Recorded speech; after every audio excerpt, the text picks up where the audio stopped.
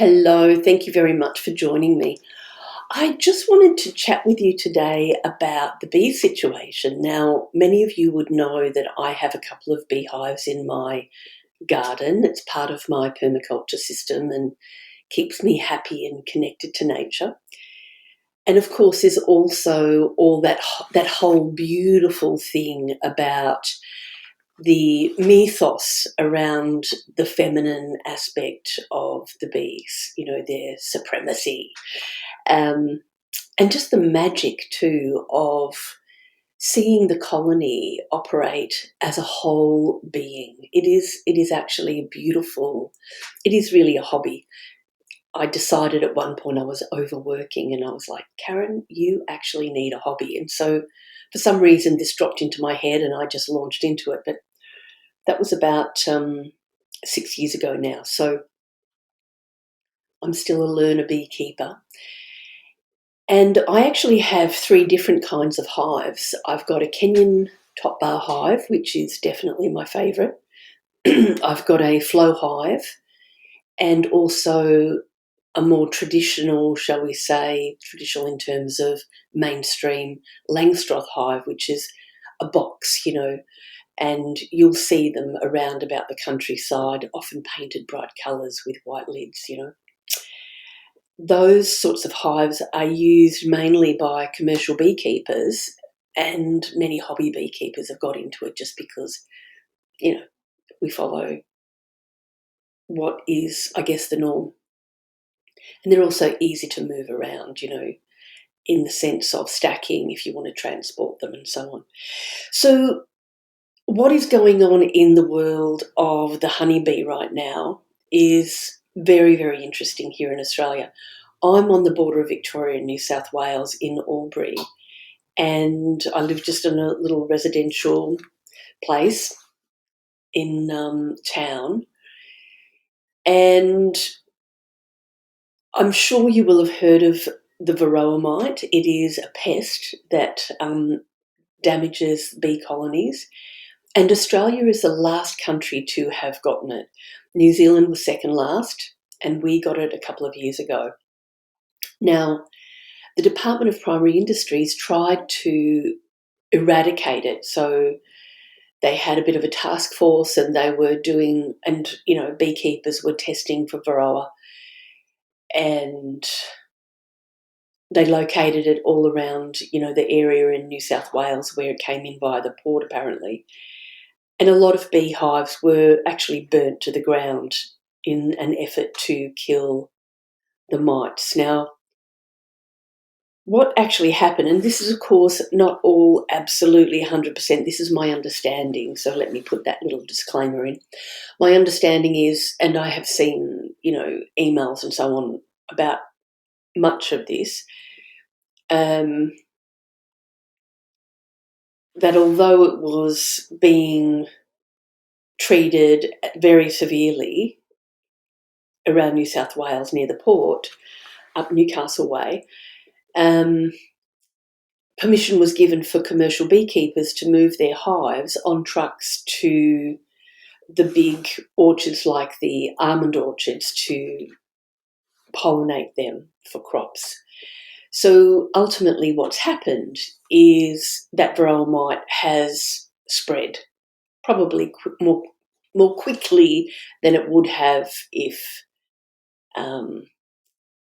those big truckloads of bee boxes had not been sent around. I mean, that's just my thought. And it's kind of logical, isn't it? It's a no-brainer. Anyway, it's in various places in New South Wales now. Many people have lost their hives. Basically, this little Varroa mite, it's fairly sizable for a pest that gets on a bee, because bees are pretty small. And the reference point, I suppose, would be for us humans having a dinner plate attached to our back and sort of going about our business and doing our life. And so that's what the bees are dealing with once Varroa mite arrives in their hive and infests the hive. And what it does is it weakens the hive, basically.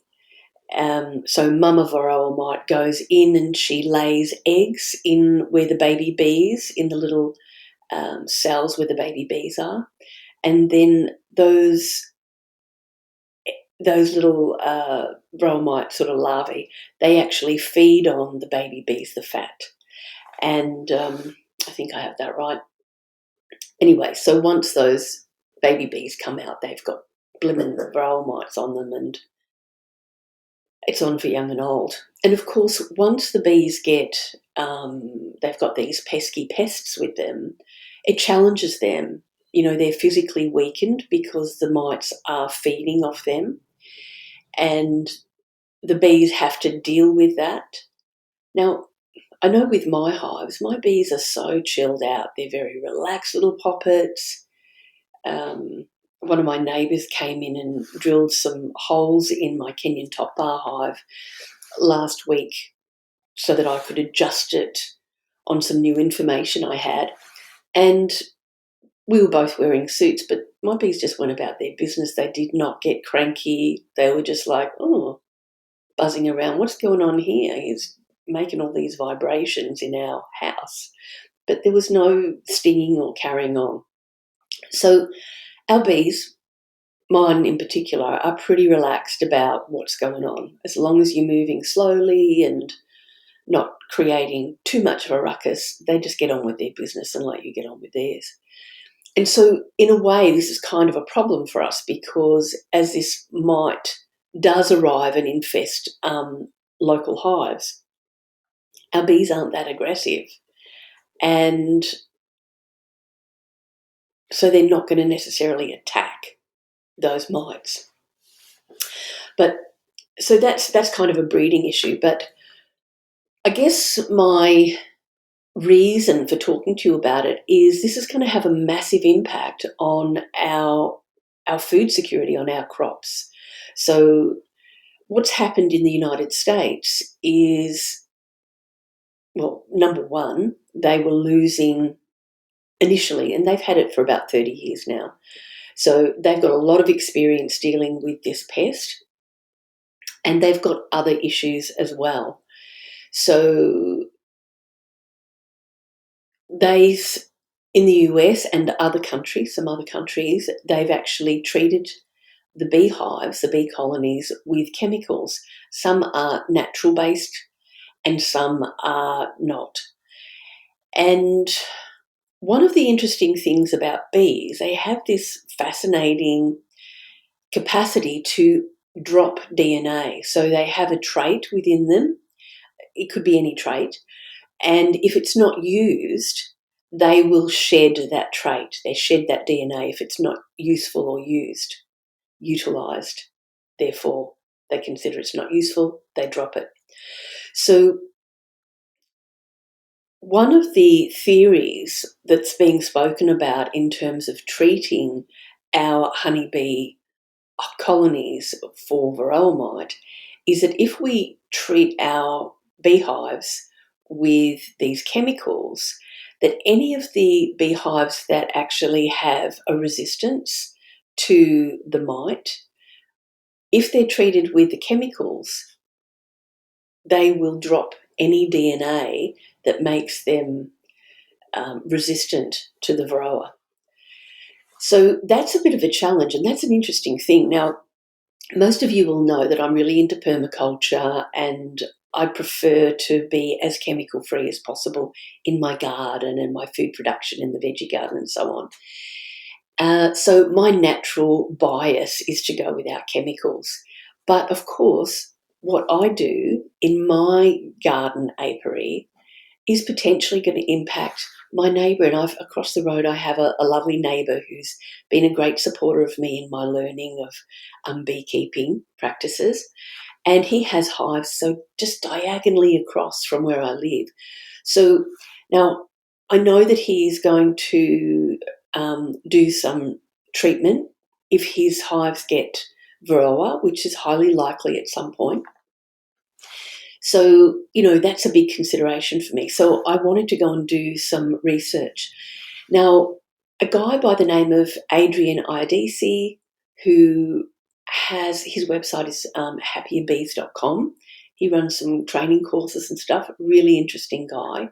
And I bought my Kenyan top bar hive kit from him from Reclaimed Timber, and it's just beautiful. It's definitely my favourite hive.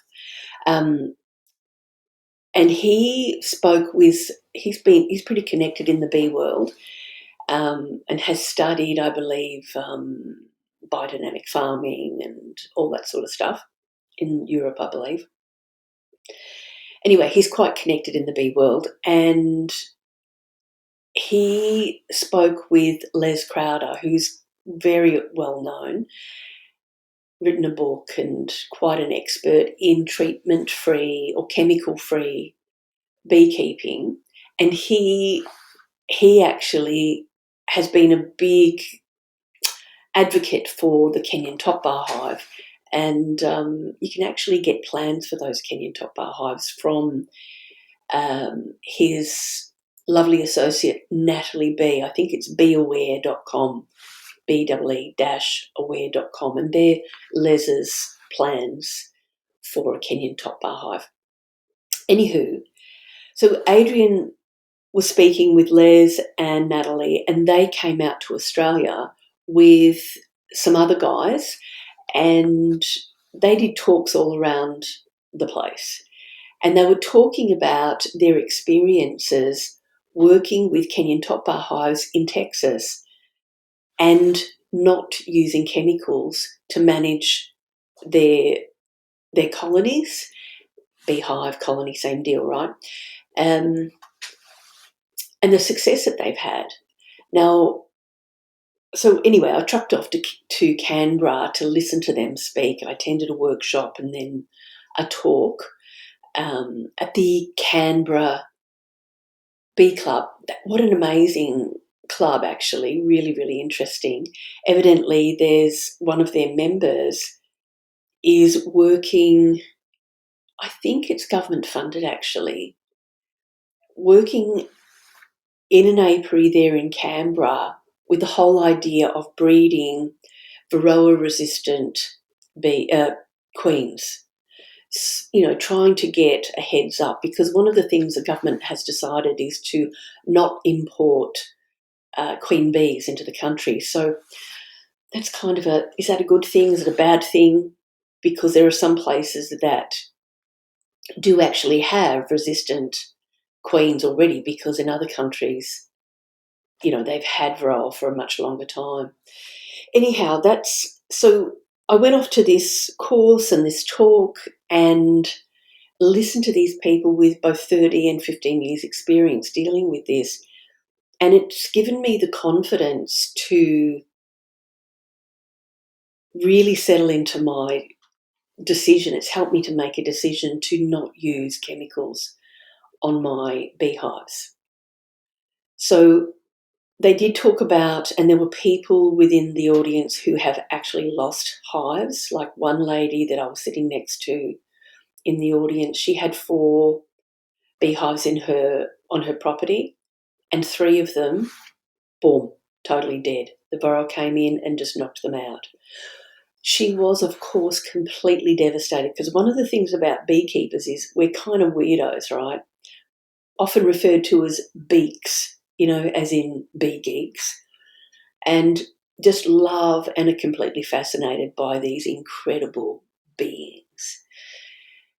So she was really just heartbroken. And there were other people in the audience who've, you know, gone to their bees and they're just completely dead, or they've absconded because the mites have got in there and just hammered them. So it's a real thing.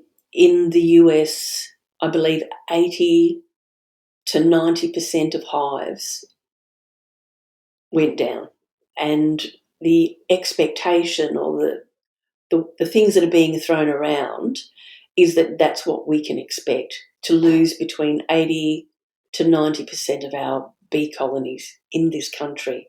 Now, it's not all going to happen instantly, because there's a process, you know. It's from Newcastle to Wodonga. All right, that's a bit of distance. It's taken a little bit of time. but, spring here, so hives will swarm and the mite will get spread. And I mean, bees travel for food for up to 3 kilometres. So they're all popping into each other's, rubbing shoulders, hanging out on the same flowers. So it'll spread. There's no stopping that, actually. So it's going to happen one way or the other. Temperature does impact it clearly from what we've seen in other places in the world.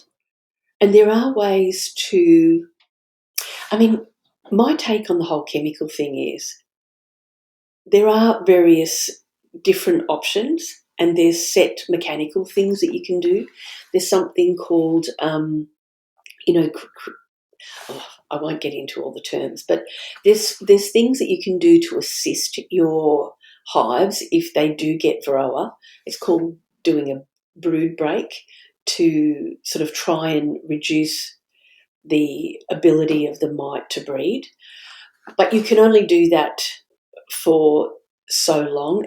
There are some implications. For example, if you're going into your hive every couple of weeks, which is what the Department of Primary Industries wants us to do to test for Varroa, you're taking a cup of bees off the brood frames where, they're the nurse bees that look after the babies, and you take a cup of those bees and you have to throw them into alcohol, and basically you're killing them, but you're shaking them in the alcohol, they die, so that you can see how many mites, and you do a mite count. And then if there's a certain number of mites, you then will treat with chemicals. And what they learnt in the US is that if you keep using the same chemicals, and we know this is basic, we've seen it in other situations with colds and flus, right? That the pest becomes resistant to the treatment. They get stronger. So they're wanting us to use one kind, like you can use a more natural-based one, and then you use a completely full-on chemical one and swap it around. But there are some real downsides, and there's a lot of things that aren't 100% absolutely known. So the US went one way. They've got weakened hives. In fact, there has been a big export business from Australia supplying the US with beehives, bee colonies, to pollinate their hives because theirs were dying at such a rate. Well, they're not going to be getting that from us anymore because we've now got the mite ourselves. So there's going to be big implications in the US for pollination, for food crops, and we're going to experience that too. Not necessarily immediately, but as it spreads, it'll become a much bigger thing. The experts that I was listening to were talking about the opportunity to allow this process to happen faster than it would otherwise. So I'll give you an example, and you can research this on Google if you're interested. There's quite a few different examples. Cuba is one country, a poor country, definitely in the tropics, it's a warm environment. They didn't have the money to treat because it costs a lot of money to treat with all these chemicals, follow the money. Who's making money out of this? Definitely not the home beekeepers, and definitely not the commercial beekeepers, because it's going to cost a lot of money to treat these hives with chemicals. So in Cuba, they did not treat at all, and they had a total collapse of their honey industry. 10 years later, absolutely thriving. They're stronger than ever before. Their honey production is super high. So the bees themselves, yes, they lost heaps, but those that survived, they actually did that Darwinian thing and adjusted. Don't mind my puppies in the background having a little play and a bark by herself. So that it was no different. And I learnt about this when I went to a DPI workshop, and they were talking to us about how to treat with the chemicals and so on. Someone mentioned Cuba. I asked about it. And fundamentally, the time frame that Cuba came back stronger than ever before and the expected time frame for us to recoup is not really any different. But in Cuba, because they didn't treat, they have bees, this species of bees that are stronger than ever before, totally managing, no chemicals residue in their system, in the wax in the hives, potentially in the honey, potentially,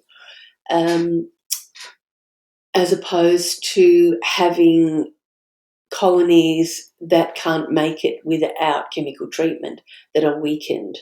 And I know in the US they have something called, colony collapse and deformed wings. Oh God, what's the name of it? And they get these deformed wings. So other viruses, so once the bees get like us, no different. We're all living beings. We are all living beings, right? Once our strength goes down, once our immunity is lowered, we become we're weakened, and then other viruses can infect us and pop up almost as though out of nowhere when we're weakened. So there's a big thing going on. Now, do not be fooled by buying crap honey. Really, it's bananas. A lot of the honey that you buy in the supermarket, for example, is actually not Australian. They might say that there is some Australian or there's some international, but there's a lot of honey from places like China and places where they're treating with chemicals and they're putting it into honey and saying it's Australian honey, selling it in our supermarkets. Now, some of it is nothing more than bloody sugar water, sugar water-based honey. It's a completely different thing to real, raw, pure honey that you'll get from a regular beekeeper, your old mate up the road who's got a couple of hives in his backyard and sells a bit of honey on the side to his neighbours. That's the gear you want. I know locally here in Harris Farms, for anybody who's local to where I live, and I'm sure they do it in places like Sydney and Melbourne too. Local beekeeper sells his honey there. It's a great price. Like seriously, my beehive, my honey hobby is quite expensive. It's not a cheap hobby, really. It costs you time and costs you money in your equipment and so on. So yeah, if you're going to buy honey, and it is a medicine, it's a medicine. It's not just for slapping over your toast and smashing it down like it's, it is actually a real medicine. The way I think about the honey is, and it'll last forever. So if you can get your hands on some honey, like if you can buy a couple of kilos and put away in your cupboard, I would definitely be doing that. I'd be doing that sooner rather than later, because as this Varroa mite spreads throughout the country, your local, even if it's not with you now in your area, you might grab a couple of kilos, put it away. If it's sealed properly, it'll be fine. It'll last forever. I mean, they get it out of the pyramids. It's still fine.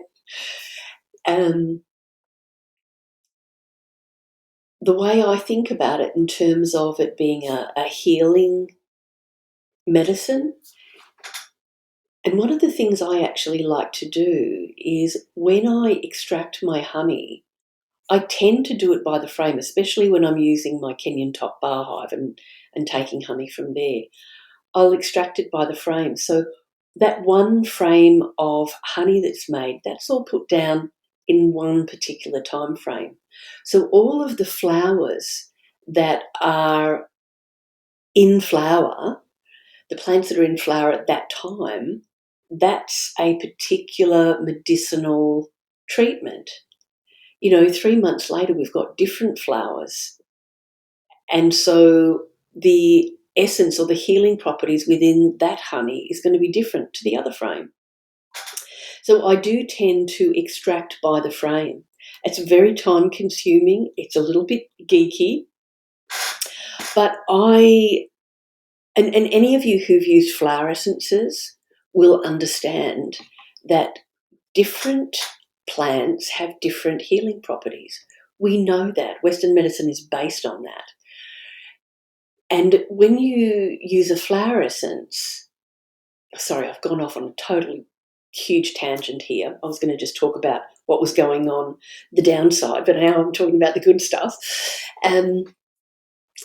So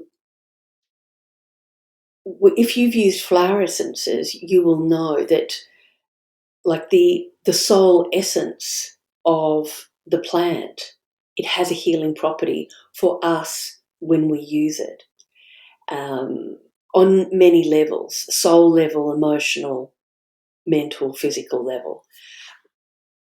So it makes perfect sense to me, having studied and worked with flower essences for decades, that when honey is created by the bees in a set period of time, those flowers and the honey that comes from that pollen is a particular medicine. So one of the things that I do is I trust when somebody has a particular jar of honey, that's the medicine for them. And I'll often, really trust my intuition when I'm selecting a jar to give to somebody.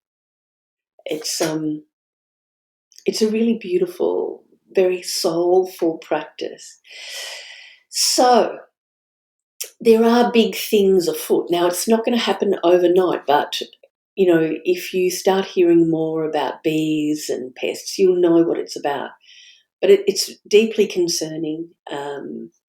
The experts that I listened to in Canberra a few weeks ago, Les Crowder, he was actually saying that he sees that we have the possibility of rebounding from this very quickly. So if all of our beekeepers made a decision to not treat with chemicals, that yes, we would have collapse very quickly, but we would also, because of all the wild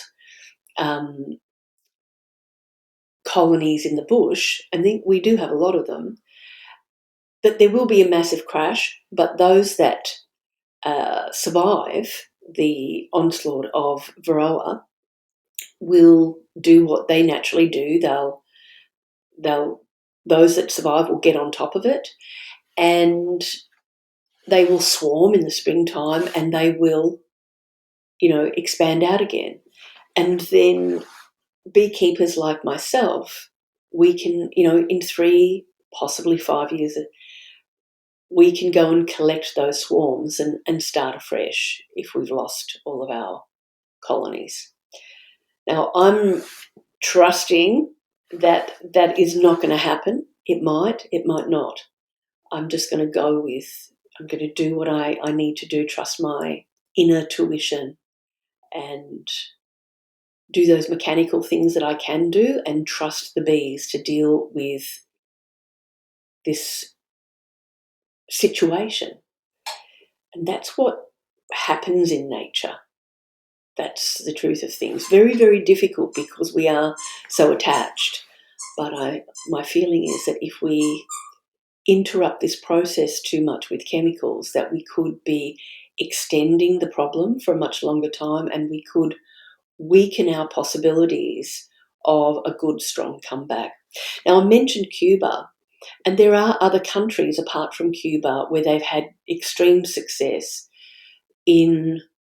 with their honey industries and the bees in general coming back with non-chemical treatments, just mechanical treatment, and trusting the bees to do their natural thing. So, yeah, just so that you know what's going on.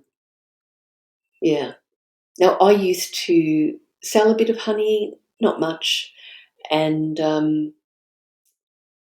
give some away to my clients when I felt that it was appropriate to do that.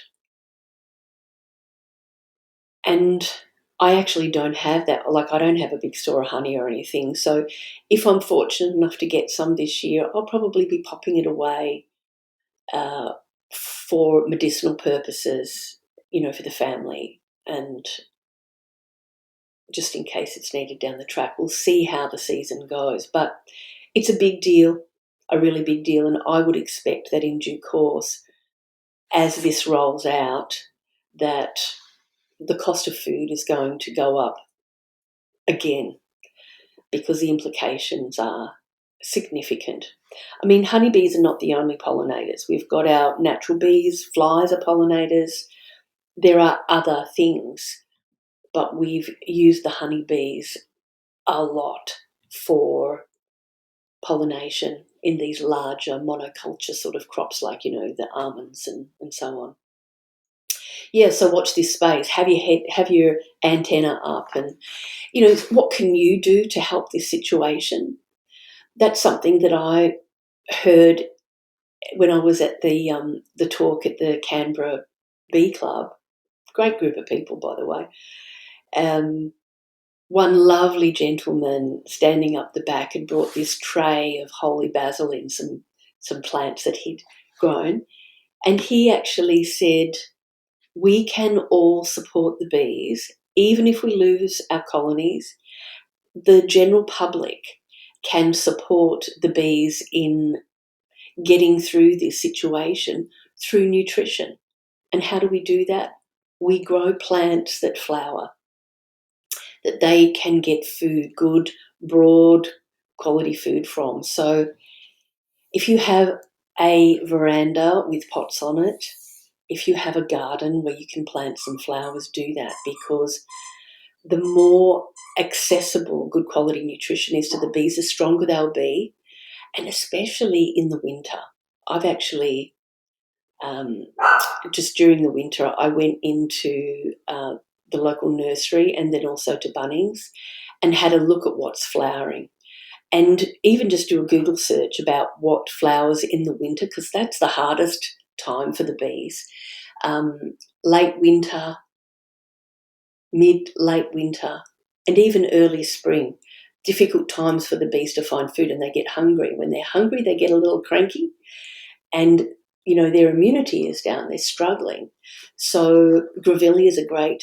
I've bought some of those and planting those. But herbs are fabulous. Like this lovely gentleman who brought in the holy basil, and heaps of herbs. They love basil. They love oregano.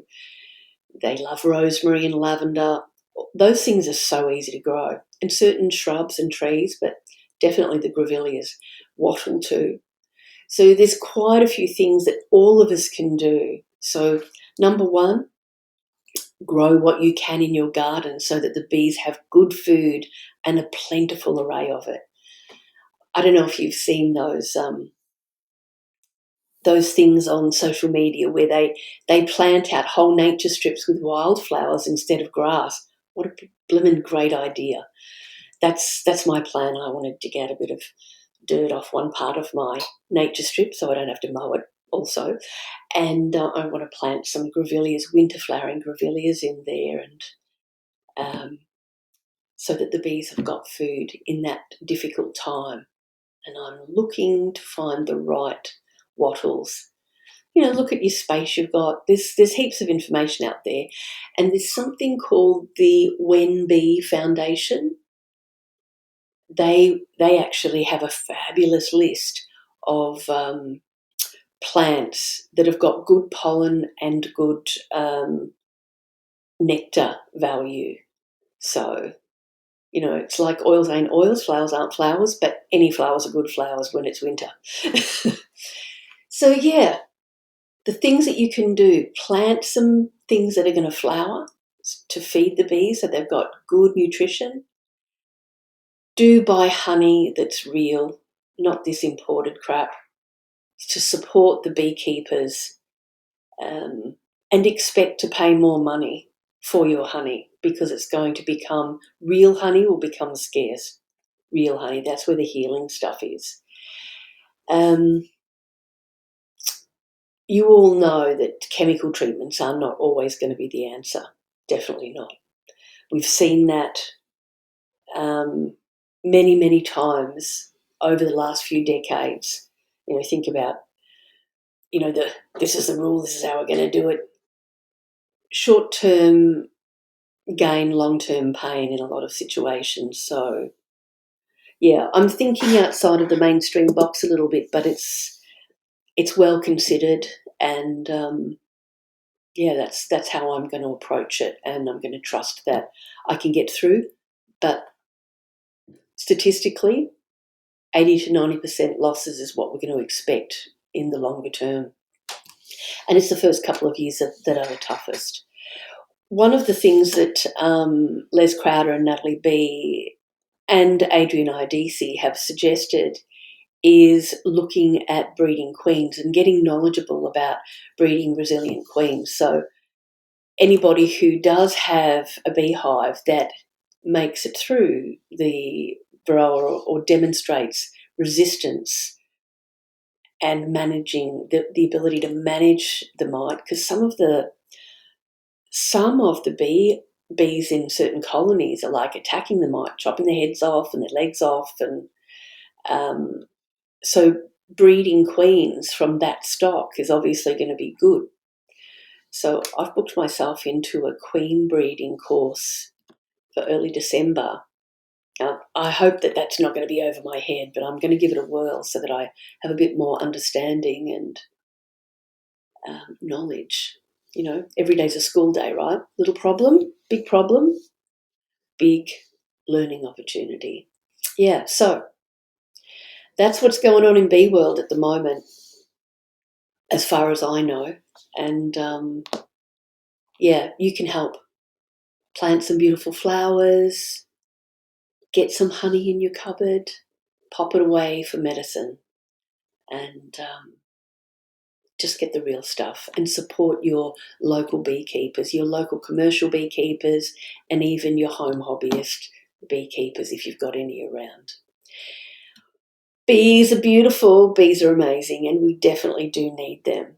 And supporting our native bees is really, really important. So things like those little native bee houses, with all the, I can't remember what they're called, but you'll see them. They're sort of made wood. There's a little like sort of house shape, and there's all these round holes drilled through little bits of wood, all different sizes. So the different bees, because a lot of those are solitary, they don't hang out in groups like the blue-banded bees. They need to have homes. So you could even put one of those up in your garden somewhere to encourage their safety, somewhere to live. And when you're providing food for them as well, by growing good things in your garden, there's a lot we can do, and we can just do what we can do.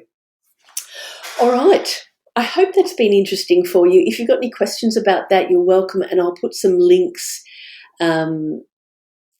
available so you can go and check out if you're interested in getting a Kenyan top bar hive. I'll give you a link to Be Aware and Adrian Idisi's websites where there's plans for those sorts of things, and also the Bean We Foundation. I can't remember the name of it. I'll find it and put it in there. All right, take care. Look after yourself.